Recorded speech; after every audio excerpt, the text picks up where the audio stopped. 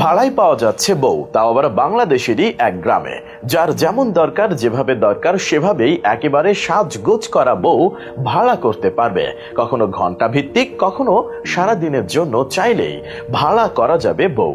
প্রয়োজন মতো ব্যবহার করে ফেরতও দেওয়া যাবে ভাড়া করে আনা সে বউকে। এমন কথা শুনে নিশ্চয় হতভম্ব হয়ে যাচ্ছেন। তবে শুনতে আজব লাগলেও বাংলাদেশের বুকেই এমন এক গ্রামের অস্তিত্ব রয়েছে যেখানে বউ ভাড়ায় পাওয়া যায়। এমন গ্রামের কথা কিছুটা অদ্ভুত বটে, তবে মোটেও কোনো গালগপ্প নয়। এখানে বউ লেনদেনের কারবার হয় একেবারে নগদ টাকা গুনে। কিন্তু কোথায় আছে আজব এই গ্রাম, সে কথা কি কেউ জানেন? বাংলাদেশের গাজীপুর জেলা শহর থেকে 7 কিলোমিটার দূরে অবস্থিত এই গ্রামের নাম ভাদন। এই গ্রামে গিয়ে যে কেউ বউ ভাড়া করতে পারবেন। ফর্সা, কালো, রোগা, স্বাস্থ্যবতী, লম্বা, খাটো, যার যেমন দরকার সব রকম বউ সরবরাহ করতে প্রস্তুত থাকে এই ভাদন গ্রাম। তবে শুধু বউই নয়, শিশু চান পাবেন, জামাই চান সেটাও পাবেন।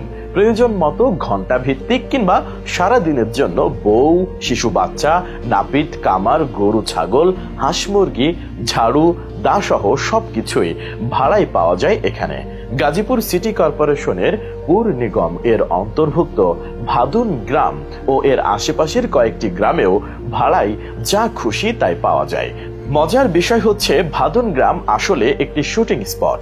সিনেমা থেকে শুরু করে টেলিড্রামা, নাটক, টিভি সিরিয়ালের জন্য যাবতীয় উপকরণ যা যা দরকার সবই পাবেন এই ভাদুন গ্রামে। প্রতিদিনই কোনো না কোনো শুটিং থাকে ভাদুন গ্রামে।